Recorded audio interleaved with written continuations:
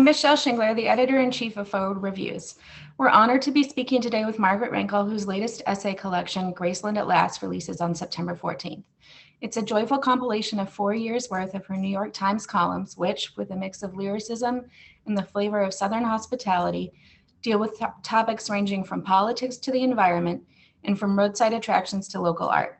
Margaret's work has been widely praised and published, and when you treat yourself to Graceland at Last, it will be easy to see why.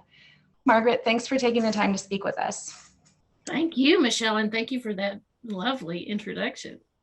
In the years of the last presidency, you were tapped to write columns for the New York Times that in part correct misconceptions about the South, that it's homogenous, that its people have exclusive claim to racism and other social ills, and that movements for change aren't rooted in its lands. None of this is true, of course, and many of your essays deal with the reality that the South, like everywhere else, is incredibly diverse. If you could inform what the average person knows or believes about Southerners in general, how would you do so? Yes, I would just point out what you just pointed out, is that people here are every bit as complex and nuanced and motivated by sometimes seemingly self-contradictory impulses and ideas as people are anywhere. I think that people in the South, that people outside the South think they understand us because there's been so much popular culture about the South. So people have watched, everything from the Beverly Hillbillies to, Reese Witherspoon movies, and they think they know who we are. And of course, the headlines about Southerners are almost always very angry and judgmental. So, what I would like people to see is just how complex this region is, so much more than they might believe. Yeah, absolutely. Your essays are also very ecologically in tune. You made your own backyard a reclamation space for the wild, and you've also traveled to places all around the South where people are self-consciously aware of how every bit of the native flora and fauna has a place. When in these journeys have you felt the most hope about our collective future, and what causes you the most worry? Well, let's start with the worry, if that's okay, because we've had so much in the news this summer about natural disasters.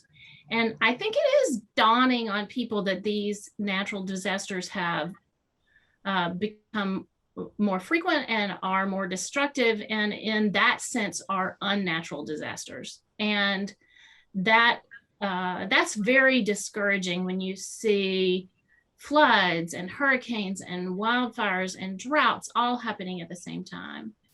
But for me, if I try to flip the script a little bit, what I see is an opportunity to think for people who have been skeptical about the idea of human created climate change to wake up a little bit and to think about it in a way that transcends politics and just gets down to the business of what can we do to save our home. And when you ask about my travels, I would say that the thing that gives me the most hope was going over to Reelfoot Lake in West Tennessee, practically on the Mississippi River, and to see the nesting bald eagles there. Because what happened to the bald eagle is an example to us of what we can do when we want to save something, that we can do it. The bald eagle almost went completely extinct, and we decided to save it, and we did. That's a great essay. Yeah. The Tennessee General Assembly gets a lot of fair knocks from you for their absolute refusal to represent the people with anything resembling good sense. But citizens often hear that local politics are where people can begin to affect real change. I imagine doing so in Tennessee is as disillusioning as folks found it in Georgia, but also that there's as much potential there. Do you have any reason to hope that the Tennessee politicians will begin to shift in reaction to the shifting populists? Well, first, the populace has to shift.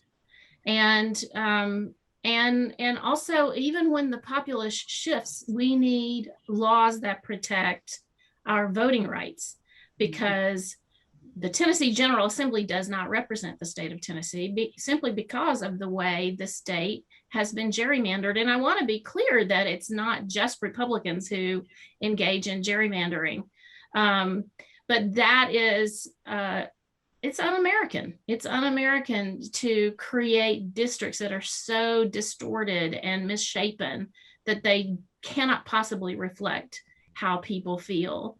So I think that's part of it. Part of it is going to require us to protect voting rights in every possible way. And then part of it is just to recognize that there are some issues that we are not ever going to agree on. And there are other issues in which we can find really strong, sturdy common ground. And once we are able to do that, if we are able to do that, then the politicians are going to come along because all they want to do is stay in office. Several of your essays deal with family heirlooms, your foremother's wedding rings, recipes passed down from generation to generation. And you write about drawing comfort and confidence from these inherited treasures. Can you speak to why they've meant so much to you and perhaps to what you hope to pass down yourself? I'm not sure they did mean as much to me when I was your age. I think it's partly a process of getting older and of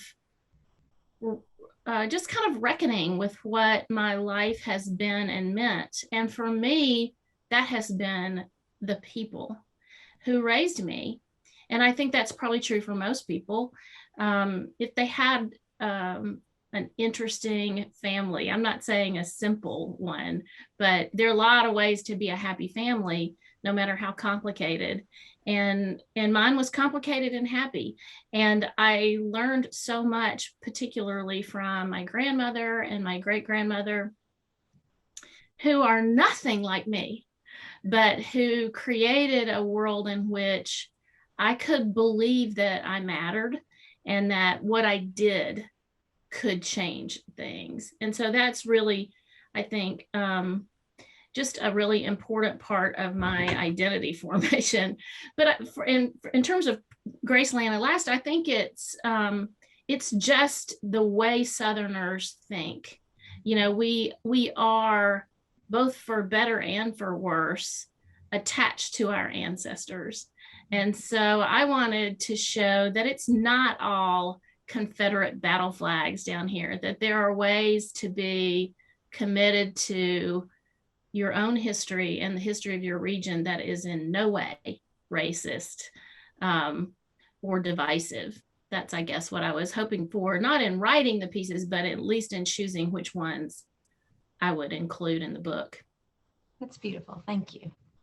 And then the last question is one that might be irritating to a lot of writers, but it's what can we look for from you next?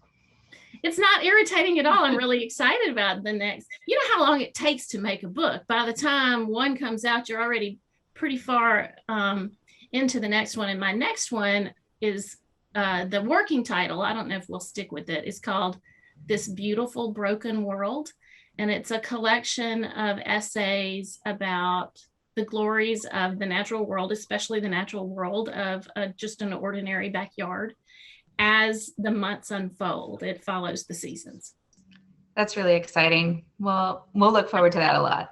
We're hoping June 2023. Fantastic. From Milkweed Editions, just like the other two. Yeah, they do a beautiful job with your work, and we'll look forward to that. Thank you so much for taking the time to do this with us today. Thank you, and thank you for such interesting questions, Michelle.